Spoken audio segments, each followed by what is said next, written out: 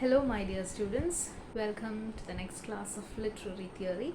So, today we are going to study about cultural materialism. We will be going into the characteristics of cultural materialism. Also, we are going to deal with differences between new historicism and cultural materialism. Let's get started. Cultural materialism evolved in England as a new way of historical reading of literature. New way to read literature, and it is a concept related to new historicism. A new way of reading literature. And cultural materialism adheres to the Marxist principles. As a theory and method of inquiry, it was first employed in anthropology. It adheres to the Marxist ideal of historical materialism. Cultural materialism follows Marxism and its ideal of historical materialism, which states that the material forces in the society, like the relations of production, determine the fundamental traits of the society, including its culture. The relations of production, the relationship between capitalist people and the working class people, or you can say the capitalist people's relationship to a capital good, or the workers' relation to the capitalist people. These relations in the society actually determines the characteristics of the society, including the culture. Capitalist people is associated with the base economical base. It is a major factor in determining the culture of the society. Anthropological cultural materialism was particularly interested in the Marxian dynamics of social transformation from primitive life to communist society through feudalism and capitalism. Cultural materialism is also one of the major anthropological perspectives, and it is used to analyze human societies. And it takes its ideas from Marxism, cultural evolution, and all. It focuses that the material world has impact on the human behavior. Materialist people believe that human behavior is part of nature, and importance is given to the material world. Gave priority over the world of mind. They gave importance to the material world because material reality is more important than mental reality, they said. And this materialism developed from the work of Karl Marx and Friedrich Engels. Marx and Engels said that societies go through the several stages. Earlier tribalism, then feudalism came, then capitalism came, and as an expression towards capitalism or resistance towards capitalism, communism came. From 1920s onwards, anthropologists became more materialistic. They began to analyze society and its development from the materialist point of view. Cultural materialists understand the physical world as infrastructure, structure, and superstructure. They identify three levels of social systems. Infrastructure, the first one, it is the basis for all other levels. Infrastructure is the basis for structure and superstructure. How basic needs are met and how the people interacts with this local environment, that is important in the first structure, that is infrastructure, the major one, the basis for all levels. How basic needs are met and how it interacts with the environment. Infrastructure is the basic plane which includes environment with its forces and laws. And the second one is structure. Structure is where the society's economic, social, and political organization operate. The realm of structure is about society's economy. Realm of structure is also about the political organizations. And the third one, the structure is connected to the base, isn't it?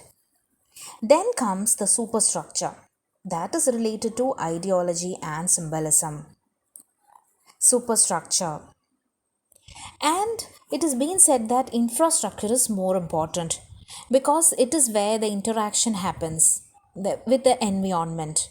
All the three levels are interrelated, so that changes in the infrastructure would definitely result in changes in the structure and superstructure.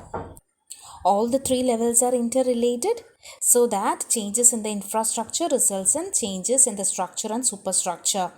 But the changes will not be immediate, because it is in three levels it is operating. Changes will not be immediate. And without any changes in infrastructure, changes can occur in structure and superstructure. Infrastructure is associated with the culture also. So the changes in the upper structures, that is changes in the structure and superstructure, will not affect the sphere of culture if it is not reflected in the infrastructure. Next, as a critical theory, cultural materialism as a critical theory in the discipline of arts and literature, cultural materialism is indebted to the British Marxist critic Raymond Williams for its theoretical outlook as well as its name. The term is associated with Raymond Williams, but it was popularized by Jonathan Dollimore and Alanson Field in their collection of essays Political Shakespeare. Cultural materialism, it refers to a Marxist orientation of new historicism. They have some common features. Cultural materialism also emphasizes studying the historical context, looks at some of the historical aspects of the text.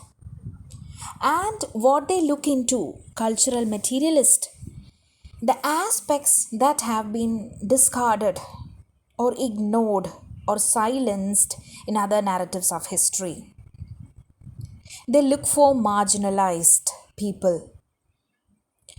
They use a wide theoretical approach, and they are influenced by Marxism and also influenced by feminism. And they also execute a textual analysis, the close reading of text, but it is also against the traditional approaches, against the canon of Shakespeare, against the canon of Jane Austen. Cultural materialist talks about popular culture, counterculture, about pop music. They were against the mainstream perception. They say that the historical context actually constructs the canon of Shakespeare, canon of Jane Austen. They blend the study of culture with Marxism. History and culture they looked into like the new historicist. But cultural materialism, it is more Marxist oriented, and it is more political in nature than new historicist. And cultural materialist actually gave neo-Marxist orientation. They go beyond Marxism.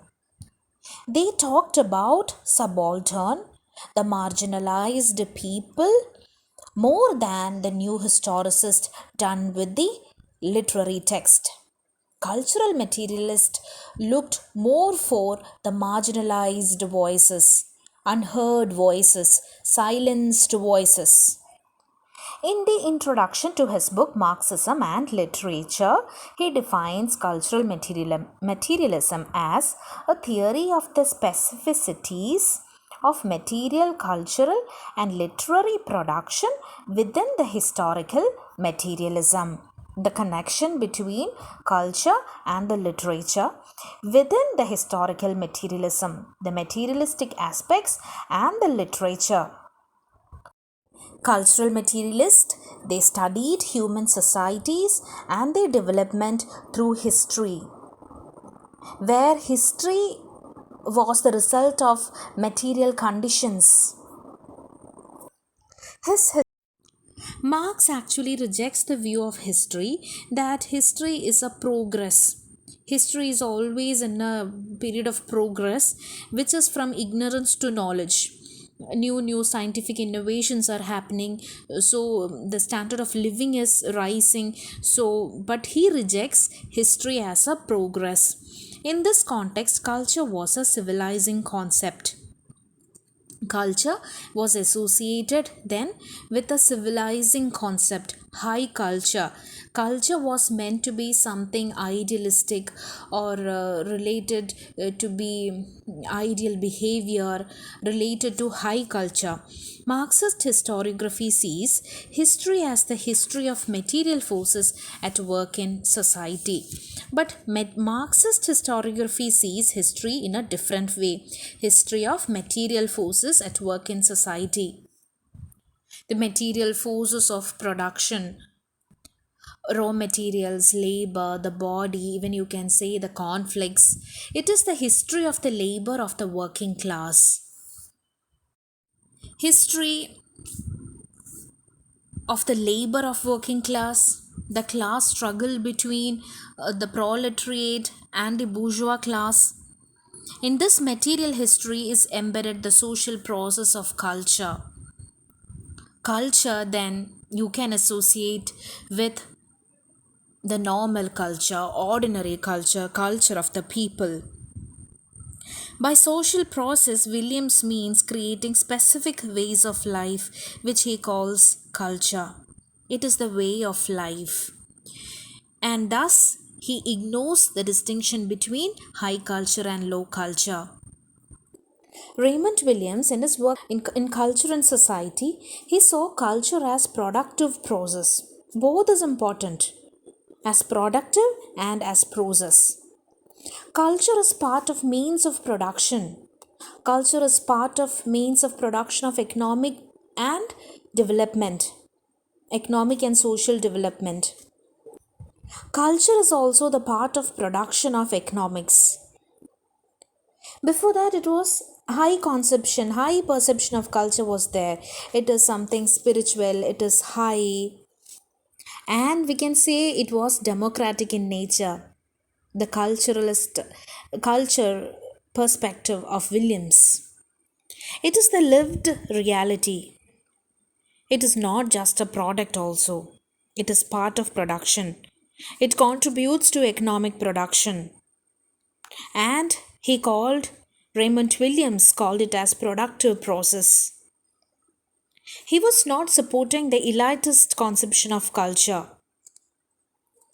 Raymond Williams also analyzed certain institutions of culture like literature, language, education, and after analyzing these institutions, he came to a conclusion that how we modified experience through these institutions, how our culture is formed. He saw literary text as a political and historical document that cannot be separated from the context of its production. It is political in nature. Literary text is political in nature, and it is also a historical document. And the literary text cannot be separated from its context, from the history. According to him, culture as a way of life is connected to the material forces that operate within the society. Culture is a way of life, but at the same time, the material forces in the society is connected to the culture or how it modifies the culture. I told you, culture is part of the means of production related to the material forces. And the culture changes with the changes in the society. Culture also changes. When societal changes happens, culture also changes. Nothing is static. Everything undergoes changes. And naturally, this affects changes in arts and literature. Cultural materialism follows and analyzes these changes in the society. Cultural materialism, what do? They analyzes these changes in the society.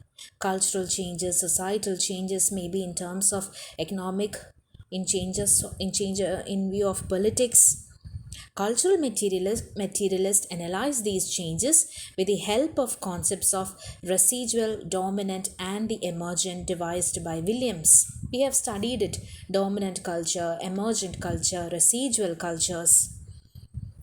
It envisages study of literary text alongside their historical text to trace the structures of feeling as alternative to dominant ways of thinking present at the time of writing. In the 1961, his work Long Revolution, Raymond Williams' work Long Revolution, he spoke about the dominant, residual, and emergent. And he says that these cultures, dominant, residual, emergent cultures, are mediated by structures of feeling, thinking, thoughts. It is the different way of thinking in different times in the history. Different ways of thinking. We have studied structures of feeling. It is the different ways of thinking, thoughts, ideas in the society, but which has not became prominent, but it has not yet emerged. Those ideas, those thinking, different ways of thinking in different times in history. Cultural materialists actually study the particular literary text, a work, a novel maybe, a drama maybe, alongside their historical text, along with the historical text. And it traces this different thinking which has not yet come into practice. They trace the structures of feeling, and it would be the alternative to dominant culture, alternative to dominant ways of thinking present at the time of writing.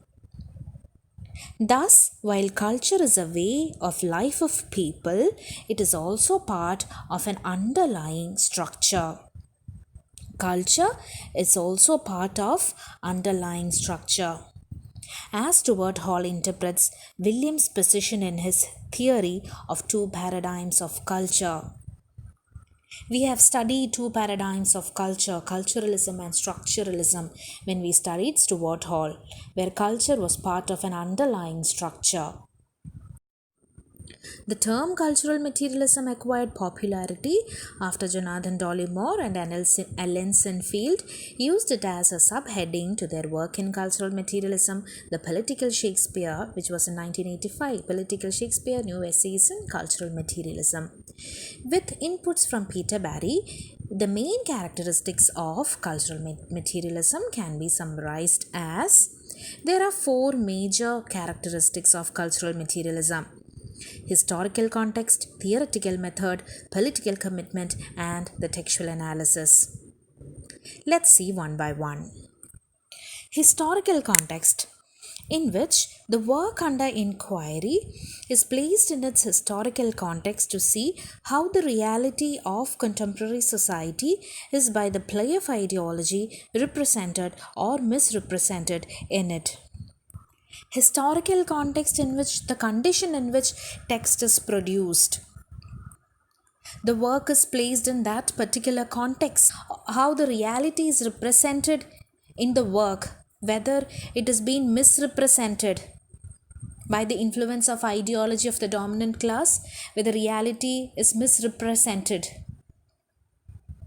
Then if the reality is misrepresented, cultural materialist analyzes it and they speak how it is misrepresented. They give voice to the repressed people. It is also a theoretical method, which means employing a framework of theory to understand the literary work under consideration against the thematic assessment of liberal humanism. Cultural materialists, they imbibe values from different disciplines, and it moves against liberal humanism, which says that man and his capabilities are center.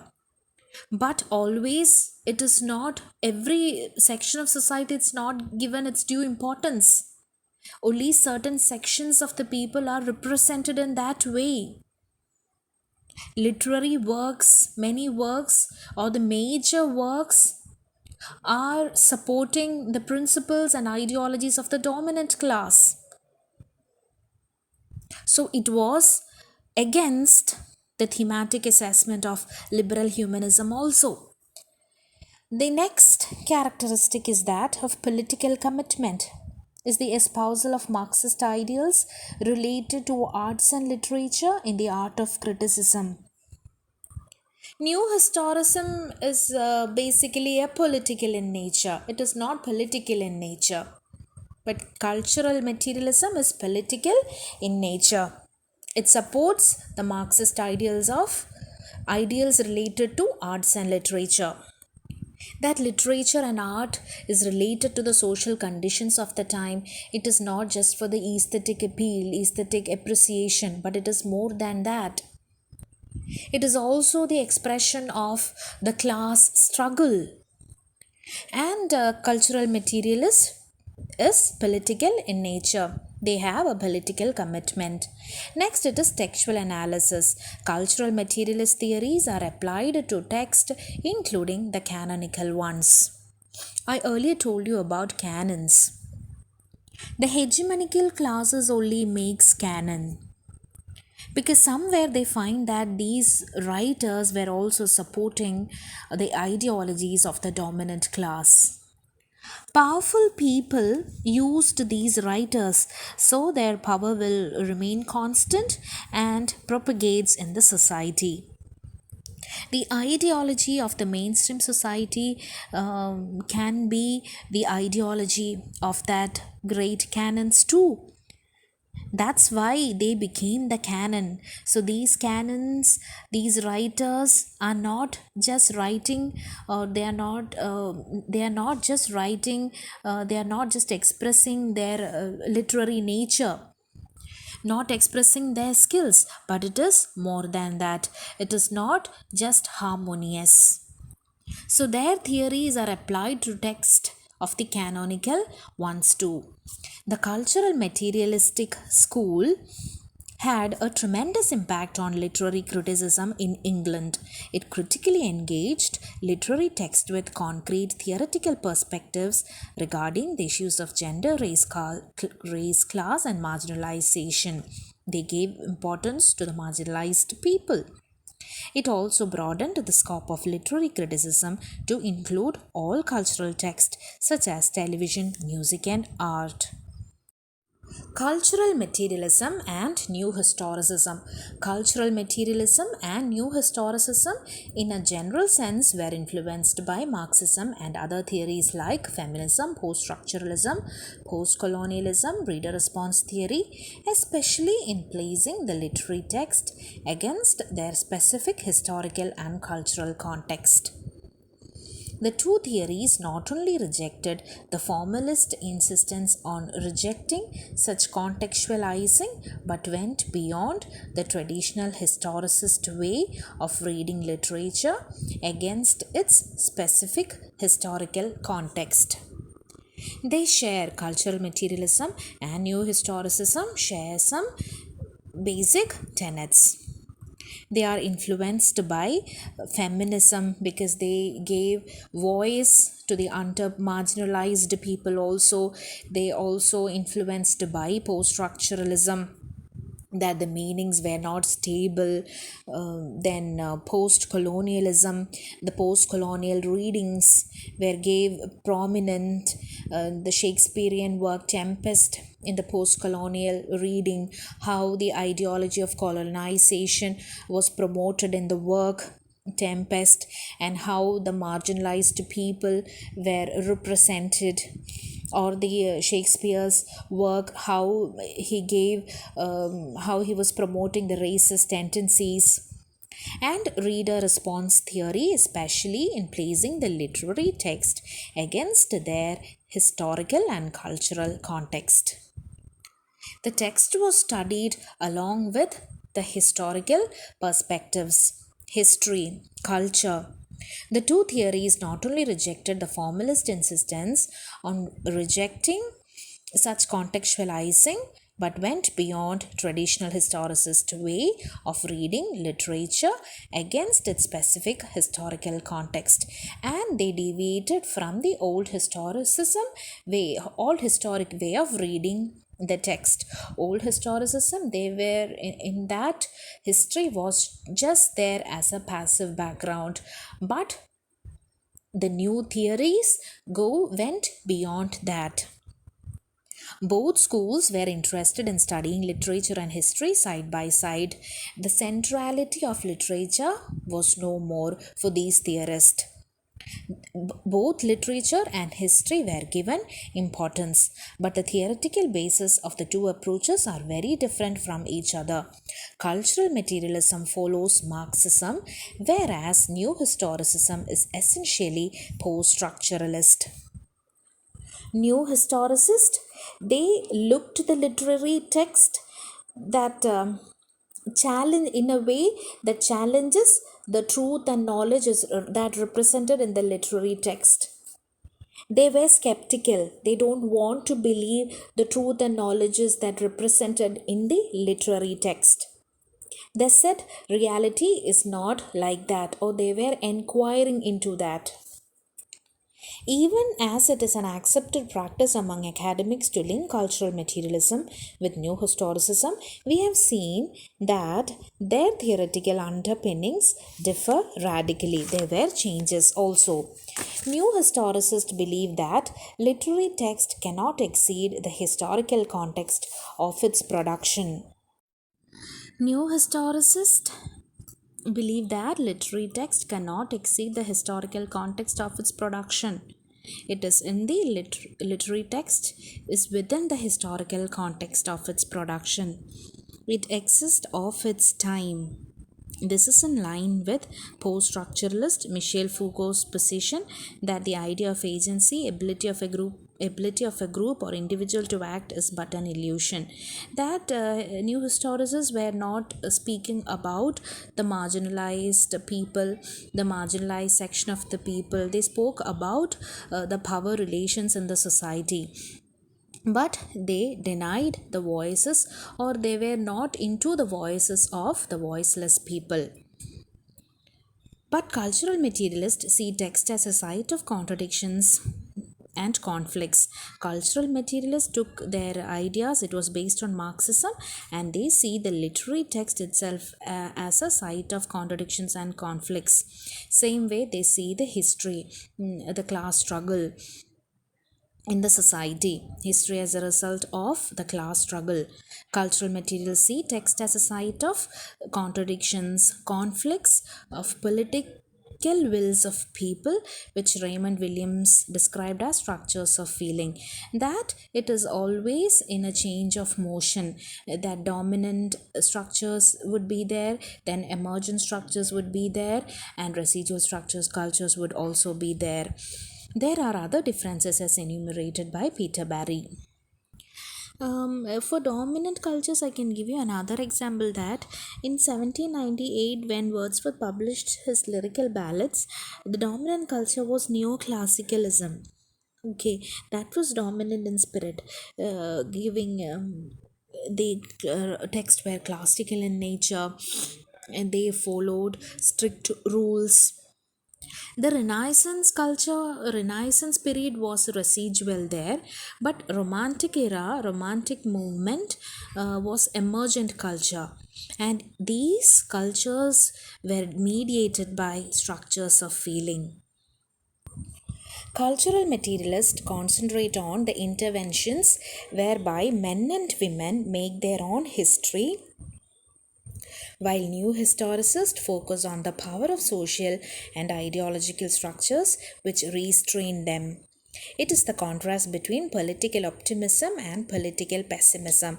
We have discussed this. Cultural materialists, they work for, or they give voice to the marginalized people, but new historicist people, they looked into the power relations in the society.